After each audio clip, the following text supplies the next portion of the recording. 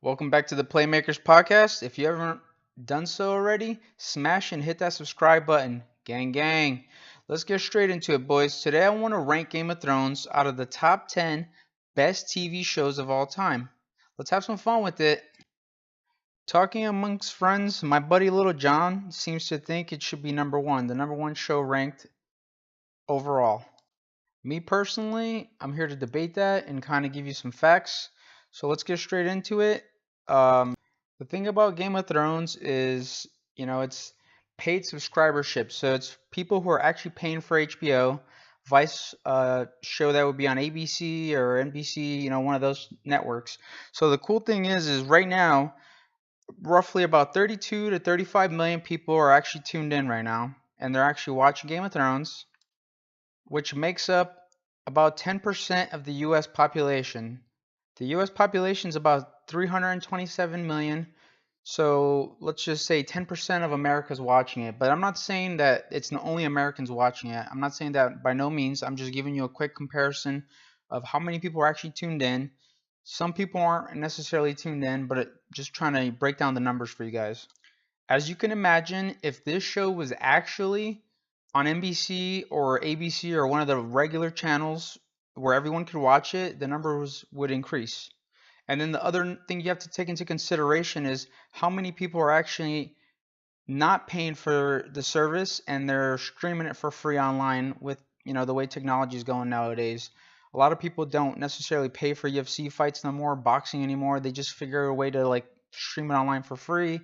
Most people are pushing out clips and spoilers and highlights. So a lot of people nowadays are I think it contributes back to like the era that we're in right now, where they're kind of coining it the microwave era, where we consume things very fast, like as if you just put it in the microwave, you eat, you get it back out, you eat it, and that's it. So with this microwave era, we're quickly consuming and digesting music, videos, TV shows, everything, even sports and everything. We get clips of it because of Instagram, because of social media, because of Snapchat, Facebook, you name it. Um, it's good and bad because I think it's taken away from the actual sport, and our attention spans are all over the place. But with that being said, you can go search for the top 10 TV shows through various websites, IGN, Rotten Tomatoes, IMDb. I'm going to take a look at all the websites, kind of formulate what I think is the best top 10 shows that I've actually no shit seen, so that we can break down the top 10 and then kind of see where we would place Game of Thrones. Is it at the top? I don't know. That's up for debate. The thing about the top shows for me is, do they have replay value? Could you cut on one of these shows, show it to a friend, a family member, and they would instantaneously get hooked to it, or they would see the value in it even today, even if the show was filmed 20 years ago, 50 years ago, I don't care how long it's been filmed. Does it have replay value? And that's one of the things that me and Little John were discussing. So first, I'm going to go ahead and list the honorable mentions before the top 10. The first honorable mention is The Night Of. It's a HBO miniseries comprised of 8 episodes of crime and drama based out of New York. I don't want to give you too many spoilers. I will be dropping a trailer link below so that you can go to the HBO webpage. I'm not sure if I can actually copy the video and drag it on to this actual video, and I don't want to make this video longer than it has to be. But definitely worth checking out. That is a must watch. Everything that I'm going to put on here is something that you can fire up tonight, and it's going to be worth it. Trust me, guys. And the good thing about The Night Of is it's only 8 episodes. It's not like it's just a mini series, but it's really worth a watch. Okay, so let's go ahead and get on to the next one.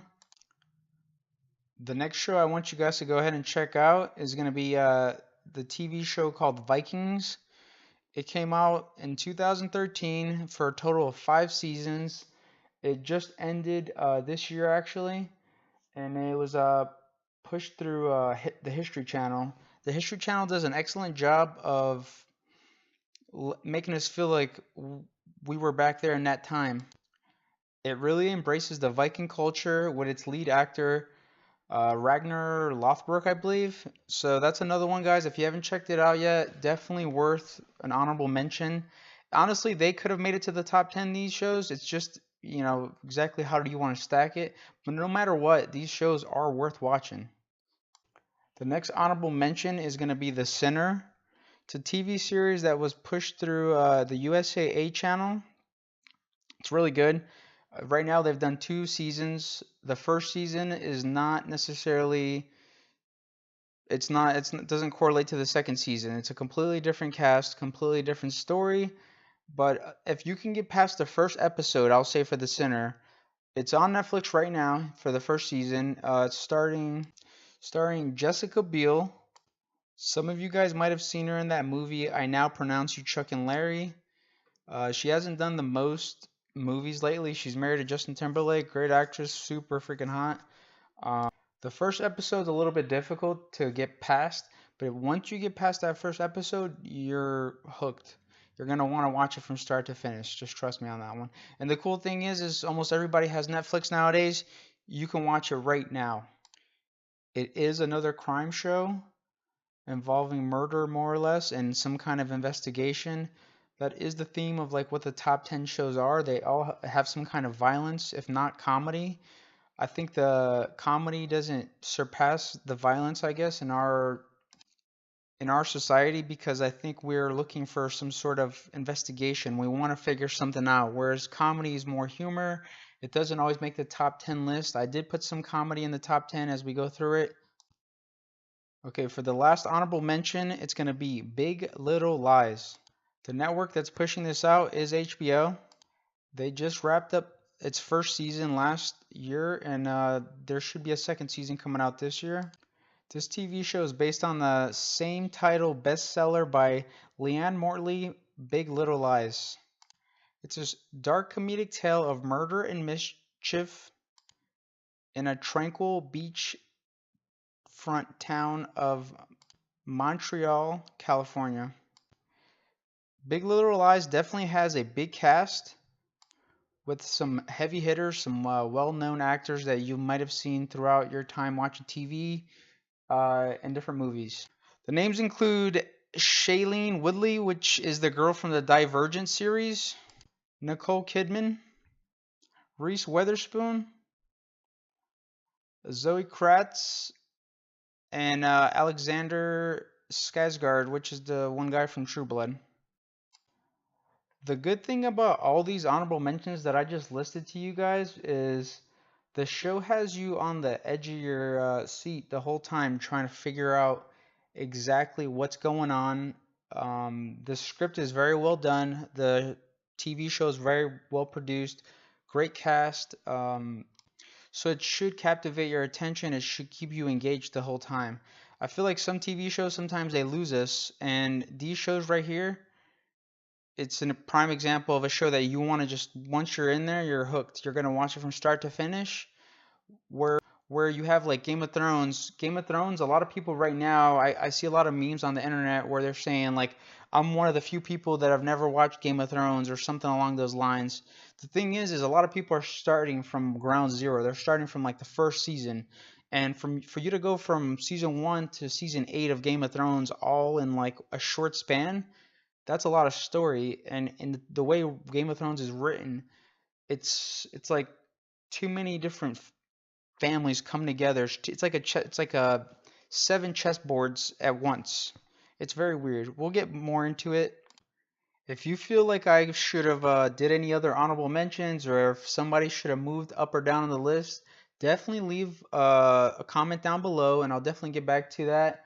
And I kind of want you guys to, give your opinions and let me know exactly what you guys are thinking. I love TV shows.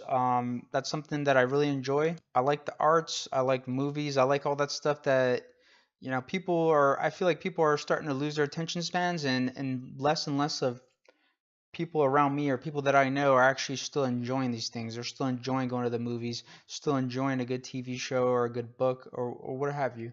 So, like I said, if I don't name something that you think should be on the list, please drop that down below, guys, all right? Let's get straight to it. Now, starting at number 10, the first show that I think is going to be at the top of the list at number 10 is This Is Us by the CW Network. This Is Us is a great show that follows the lives of two parents and their three children. The crazy thing is it goes back and forth. The show goes back and forth until like when the children were kids, from being born all the way up into the present time. And so the way that that show is actually filmed, down to the script, honestly, the script is so good and it's very moving. The first season will for a fact make you question some things about your own life. Um, the show is on NBC. It came out in 2016. It's an American comedy drama with tragic elements. The mom is played by Mandy Moore, and the dad is played by Milo Venta. He's one of the guys from the TV show Heroes. The mom and dad go by Jack and Rebecca in the TV show. They have three children, like I said, and these the way that they developed the script for these parents and the children, it makes you almost want to either be a better parent or just be a better person in general if you don't have any kids, honestly.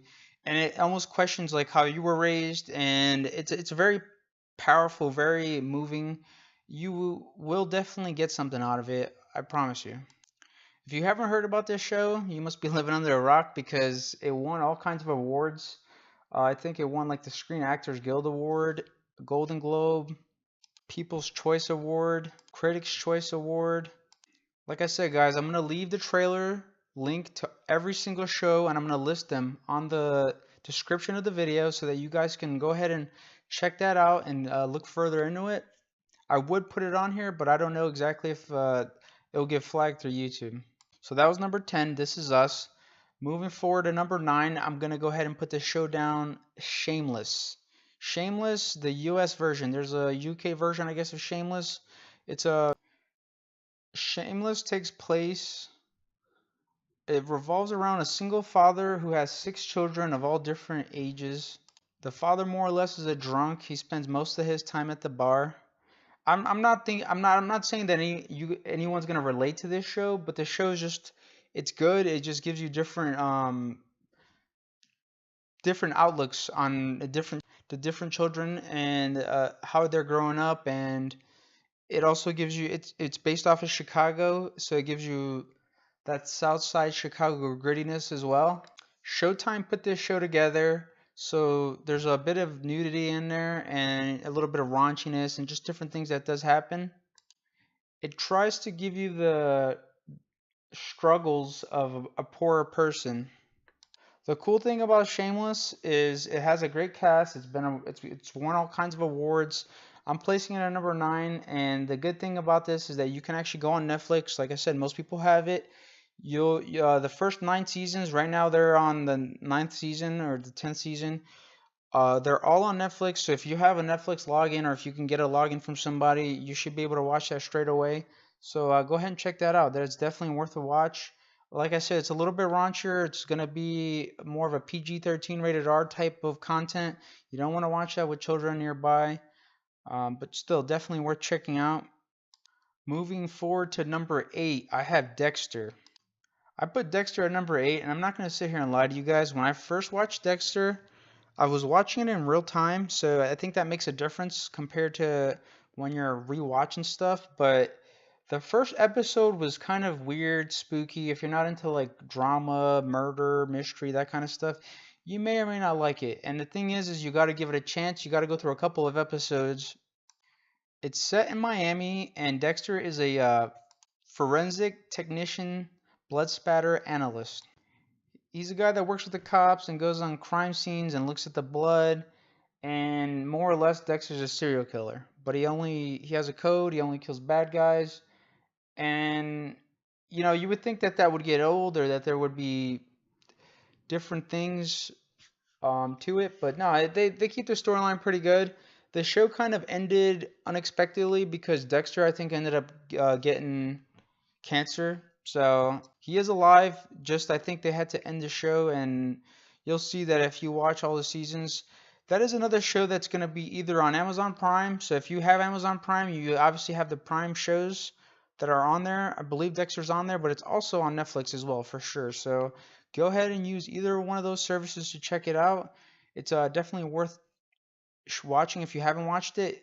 Like I said, temper your expectations. Make sure you try to push through a couple of episodes. Give it a chance. Put your phone down. And I think by, a couple, maybe 2 or 3 episodes, you'll definitely realize, you know what, this is a good show. There's more to it. When I first watched it, first episode, first impression, not impressed. I was like, you know what, this show's just okay. After watching it a little bit further along, I was like, you know what, this is kind of cool. There's a storyline behind it. There's flashbacks to when he was a kid.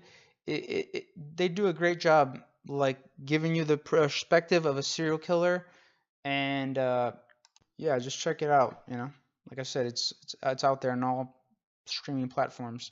Moving on to number 7, this is Sharp Objects. Just one last mention for Dexter. There is 8 seasons total. Came out in 2013. So yeah, go ahead and check that out, guys. But moving forward to Sharp Objects, that is going to be a HBO miniseries. Sharp Objects premiered July 8th, 2018 on HBO. Let me ask you guys a question. Have you watched Gone Girl, the movie Gone Girl? Because if you have, because this is based on the debut novel of the same name by the Gone Girl writer Gillian Flynn. This stars Amy Adams in her first major role as reporter Camille, who returns to her small hometown to investigate mysterious unsolved crimes.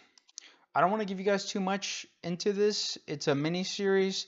There's only so many episodes. This is right here like something that if you got some time or you want to watch something that's going to be amazing, I'm telling you right now, Sharp Objects. There's not a large sample size. It's not a show that I can say has 8 seasons, 2 seasons, 3 seasons. It's literally just, so many episodes for the first season, more or less, or a mini series. Now, when it ended, it left it on a bit of a cliffhanger so that maybe HBO will come back with the part 2. That I can tell you guys. There's only a total of 8 episodes, and at the moment, there doesn't look like there will be. Maybe there's no set date to actually go to a second part of it. But I'm just telling you, if you go watch it, get to the 8th episode, you'll see that it leaves you in a little bit of a cliffhanger. This show won the Golden Globe Award for Best Supporting Actress, and it was nominated for a series of different awards and stuff like that. So just know this show's another heavy hitter. Definitely worth watching. That's going to be Sharp Objects via HBO, guys. Alright, guys, coming in at number 6, it's going to be Black Mirror. If you haven't heard about Black Mirror, came out in 2011. It is a British science fiction television series. The best way to describe Black Mirror is going to be a show that takes you through your own imagination, a show that is living in the future, a show that is going to make you think about something. It's going to make you think about, why do we do what we do? Why do people do, why do we care about likes? Why do we care about different things in our lives right now, as far as like likes on Instagram or anything like that. It's a show that just makes you think, period. The cool thing about Black Mirror, not one episode is connected to each other.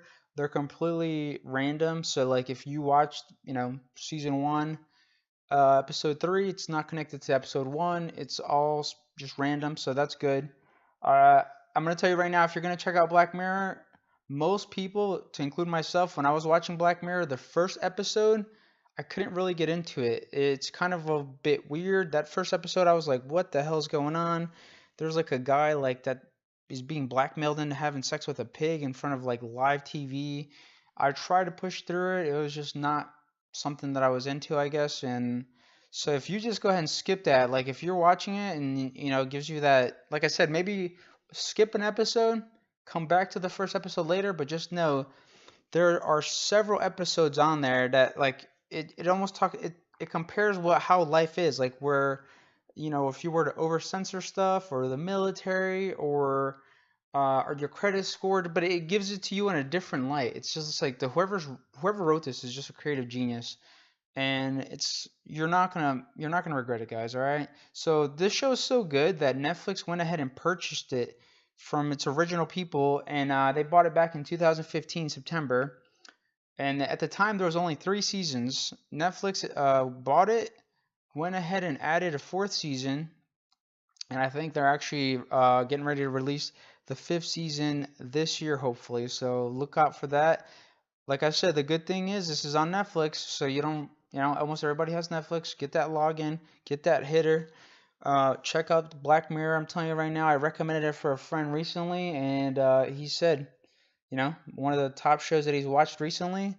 You're definitely, like I said, all these shows that I'm telling you guys about right now are going to be shows that are worth watching at any moment. You can go ahead and stop what you're doing right now and turn it on. Somebody, your mom, your kid, somebody's going to like it. All right, guys, just know this. So let's go ahead and move forward from Black Mirror. Black Mirror, just different episodes, different things going on. It's going to make you think. It's kind of trippy, guys. So let's go ahead and move forward to number 5. I promised you a little bit of comedy. I'm going to go ahead and sprinkle a little comedy on this list right now. At number 5, I have It's Always Sunny in Philadelphia. It is a American sitcom that premiered on FX in 2015, guys. So the cool thing about this show is it's one of the longest running shows now, I think, of all time. And it's been running, I think it's going to go for 13 or 14 seasons already. It's been scheduled to make those seasons as we speak, so that's kind of cool. It tells you this show's had longevity, and that's why I'm placing it in the top 10. It's that sprinkle of comedy because I think a lot of the times we overlook comedy. I could have threw other shows on here like Rick and Morty or something like that, but the cool thing about this show is it's almost like great white noise. Like if you're just doing something else in the house, you want to hear some laughter, maybe kind of just want to throw something on and watch kind of silly, ridiculous stuff on TV or just hear it in the background. This is that show right here. It's got a great cast. We're talking about Danny DeVito. He plays a great role. He will make you crack up laughing in almost like every single episode.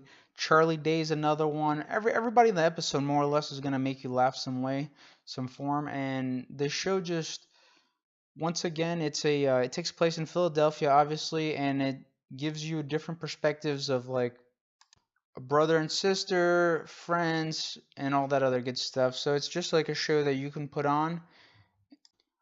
Now, for It's Always Sunny in Philadelphia, I believe Netflix actually dropped it from one of their content, like one of their TV shows that they had at the time. Obviously, they're rolling out their own different TV shows. I'll probably make another video just covering Netflix shows that are kind of hot right now and what you should look forward to if you do want to check out some different Netflix content. But as far as that, if you want to go ahead and check out It's Always Sunny in Philadelphia, you can check it out through Hulu if you have that. Coming in at number 4, we have Sopranos. Forget about it, Mario. The main character is going to be Tony Soprano. The late James Gandolfini, he passed away back in 2013, June 19th. I apologize, I'm pretty sure I'm butchering his name. My condolences to the family. Great TV show, guys. It's as you can tell, it's kind of taking place around the Italian background. The show is filmed out of Jersey, and parts of it is actually filmed in New York, I think, as well. Tony Soprano is juggling problems with his family. He is the head of the family for this mob. And at the same time, he starts to see a psychiatrist, a shrink more or less, about panic attacks and stuff like that. Throughout the whole show, you're kind of like trying to figure out what the deal is with Tony, and like, he deals with personal and professional power struggles, affairs, violence, threat of exposure, betrayal, a whole bunch of stuff that, it makes you feel like you're almost part of the mob a little bit, and it's kind of cool, and it gives you that like real Italian like big family feel. To be honest, I think it's a look into like what life was like around Jersey when the Italian people. I'm sure there's still Italian mob organized crime guys over in Jersey, but I'm just saying I think it puts you into that perspective. It puts you into that life a little bit. It gives you a breakdown of like how things were. And I think it does a great job balancing it, and you see him going to the psychiatrist, like I said, back and forth, and his struggles. So it's definitely a good show.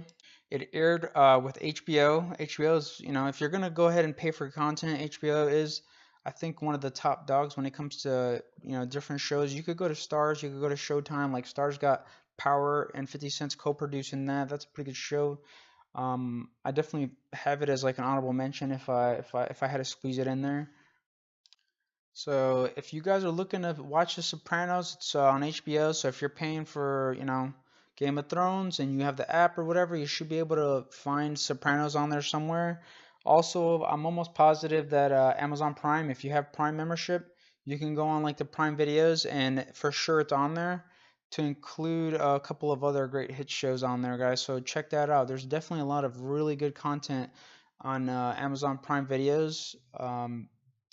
So much so that I almost like should go and do an individual list, maybe an individual video of like each platform, like Netflix, Hulu, uh, Prime, to kind of break down exactly what they have and what's worth watching, maybe original content, different stuff like that.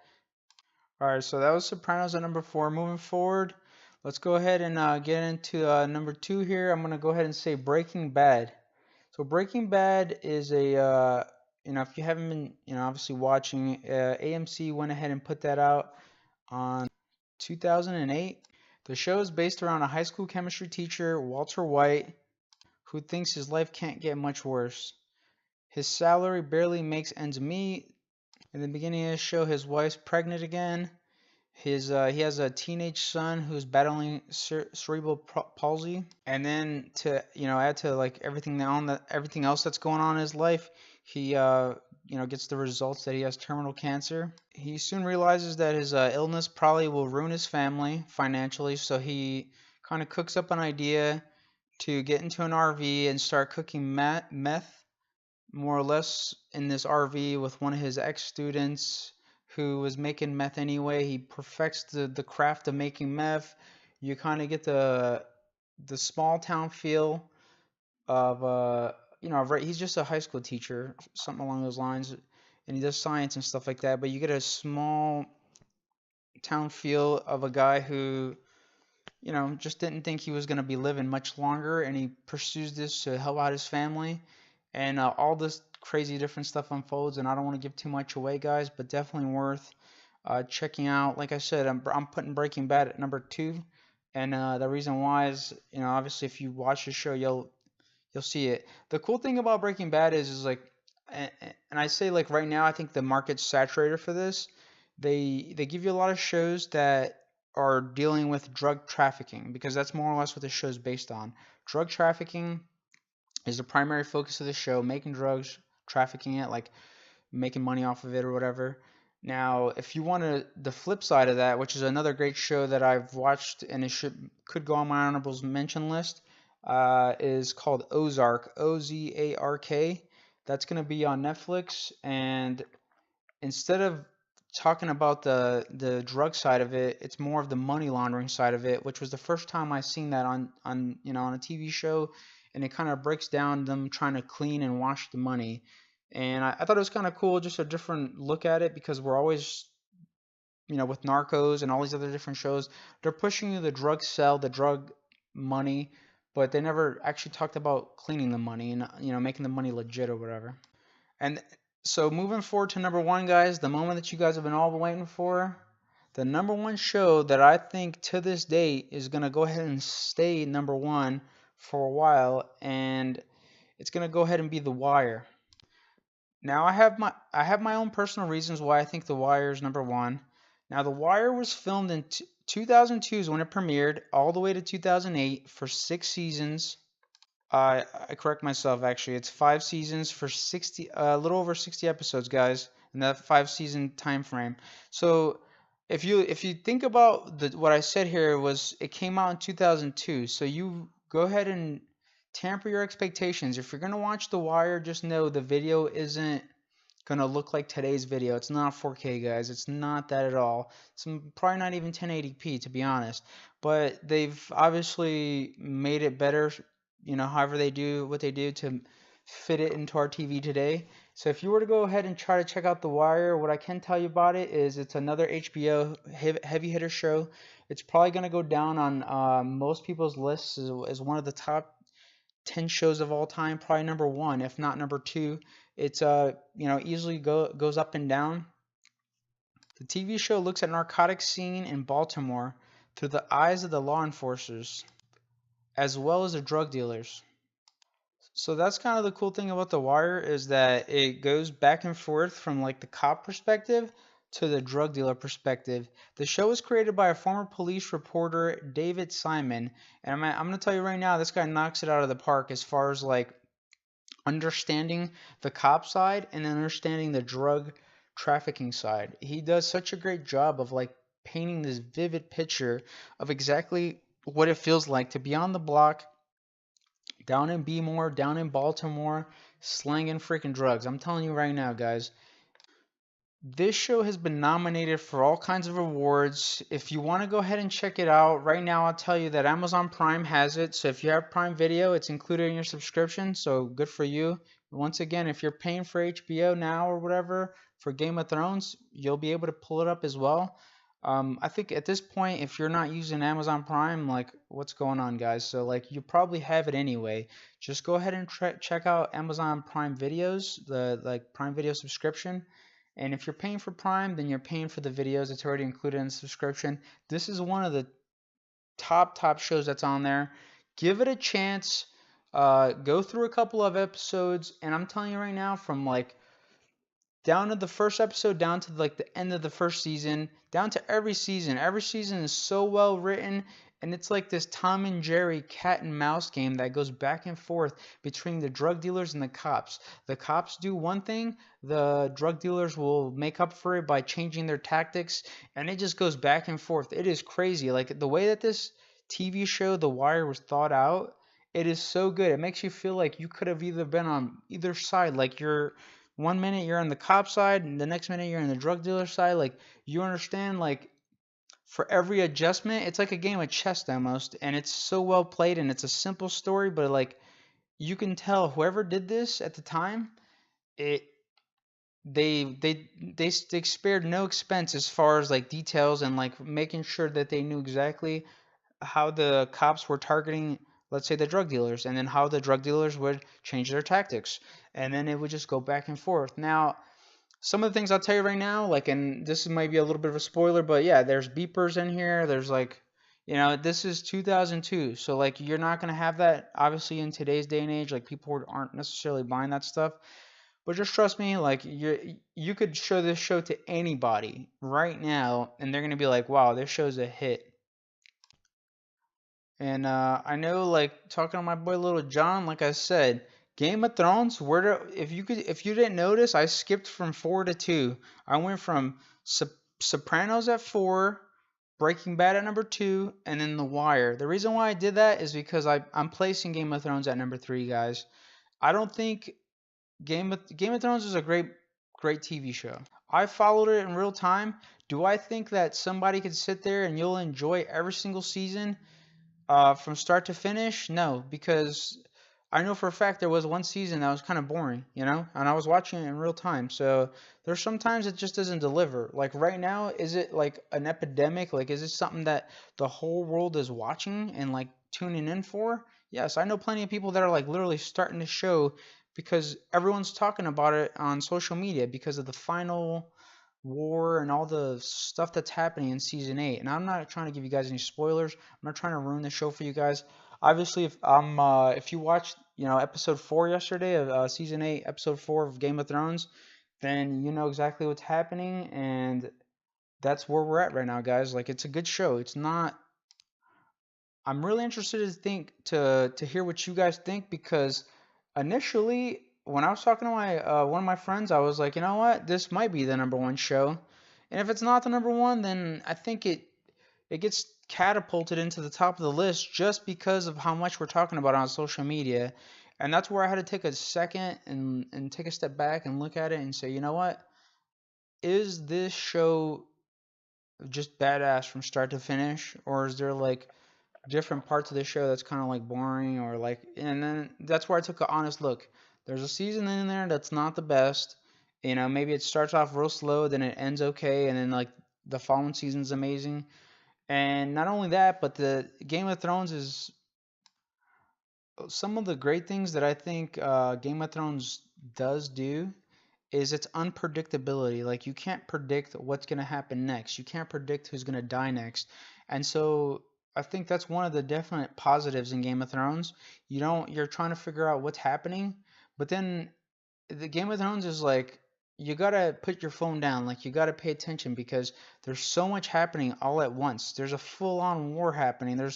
It's like taking seven soprano families or different families like that and throwing them together and saying, hey, you own this corner, you own this corner, and none of you guys like each other, and you're gonna all betray each other, and all this bad stuff is gonna happen.